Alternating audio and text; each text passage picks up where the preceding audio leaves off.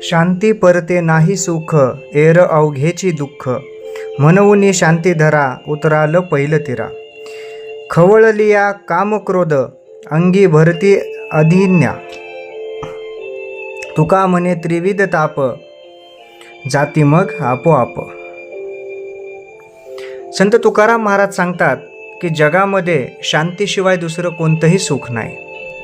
अनेक लोक शांतता प्राप्त करण्याच्या पाठीमागं असतात, परंतु शांतता प्राप्त करायच्या पूर्वी ते भौतिक सुखामध्येच लोळण घेत असतात.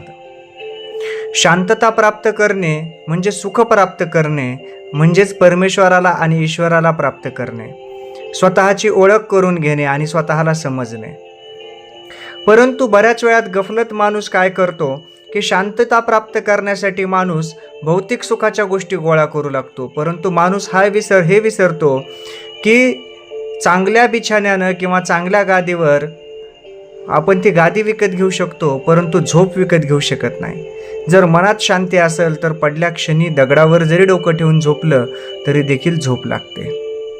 म्हणून संत तुकाराम महाराज म्हणतात की शांती परते नाही सुख, एर अवघेची दुःख. जग सर्वत्र दुःखाने व्यापलेलं आहे आणि एकच मार्ग आहे त्याच्यामध्ये, ते म्हणजे शांतता मिळवणे. आणि मग मनवून शांती धरा, उतराल पहिलं तिरा. ह्या आयुष्यातल्या जीवनातला जर आपल्याला भवसागर पार करायचा असेल, जर जीवन यशस्वीरित्या पूर्ण करायचं असेल आणि ईश्वराला प्राप्त करायचं असेल, तर आपण मनामध्ये शांती धरली पाहिजे आणि शांततेच्या मार्गानेच गेलं पाहिजे. खवळलिया कामक्रोध, अंगी भरती अधीन्य ताप. तुका म्हणे त्रिविध ताप, जाती मग आपोआप.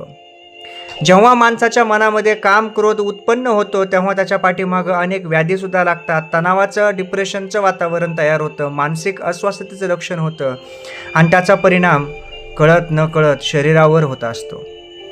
म्हणून ह्या गोष्टींचा त्रासच होत राहील. तुका म्हणे त्रिविध ताप, जाती मग आपोआप.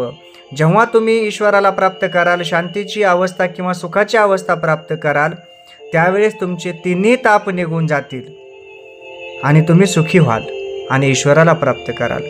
जय जय रामकृष्ण हरी.